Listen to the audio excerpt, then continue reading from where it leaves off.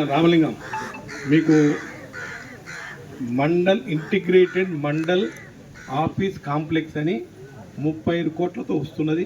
నేను మననే లెటర్ కూడా పెట్టాం. మీది చారగొండ ఈ రెండు పెట్టినాం, అది కూడా వస్తుంది. మీరు 5 ఎకరాలు చూసి పెట్టండి. ఊరు డెవలప్ కావాలంటే గ్రామంలో ఉన్న పెద్దలు పట్టించుకోవాలి. గ్రామంలో ఉన్న పెద్దలు పట్టించుకుంటేనే ఊరు డెవలప్ అయింది. ఒక్క ఎగ్జాంపుల్ చెప్తాను మీకు.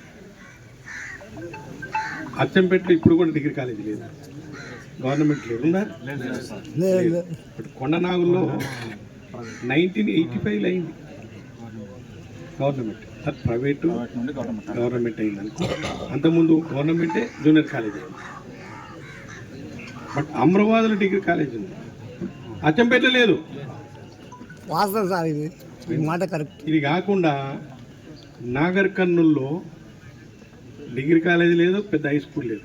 పాలెంలో ఉండే, ఒకప్పుడు పాలెంలో చదువుందంటే పెద్ద గ్రేట్. అప్పుడు మరి వెంకటయ్య గారికి తెలుసో లేదు కానీ నేను చిన్నగా ఉన్నప్పుడు పాలెం సర్వేల్ స్కూల్ అనేది పెద్ద గ్రేటు. పాలెంలో పెద్ద గుడి ఉండే, వెంకటేశ్వర స్వామి గుడి. అక్కడ పక్కనే అది వచ్చింది, అగ్రికల్చర్ కాలేజ్ వచ్చింది. అది దీంట్లో 3 చేసిండు సుబ్బయ్య శర్మ అని. గుడి కట్టిండు, స్కూల్ కట్టిండు, మంచి బస్ స్టాండ్ కట్టిండు, అట్లాగే డిగ్రీ కాలేజ్ పెట్టిండు. ఒకటే చేసిండు బికాజ్ ఆఫ్ సుబ్బయ్య శర్మ పాలెం పేరు. ఎందుకు చెప్తున్నా ఇవన్నీ అంటే, గుంపులు గోవింద కాదు, మన ఊరికి ఇవి కావాలి, మన ఊరు డెవలప్ చేసుకోవాలి. ఒకరిద్దరన్న ముందుకు వస్తే డెవలప్ అవుతుంది. మేము అడిగితే కూడా తప్పించుకొని పోయిందనుకో, మాదేం పోతాడని మేము పట్టించుకోము. మీ ఊళ్ళో అంటే మీలాంటి ఊళ్ళు 265 ఉంటాయి. అంతే సార్, వాస్తవం. 265 ఊర్లు, 8 మండలాలు. నా పని నాకే సరిపోతే కావు, 1కి 10 సార్లు. నా ఇంటి కాడ కూర్చుండు అనుకో, నాకు ఇల్లు కావాలి, ఇల్లు కావాలి.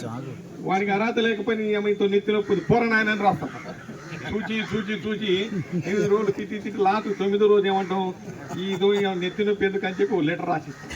అది శాంతి. అట్లా ఎమ్మడి పడి పని చేసుకోవాలి. ఎందుకు చెప్తున్నట్టే ఈ ప్రాంతం అంతా కూడా వెనకబడ్డ ప్రాంతం.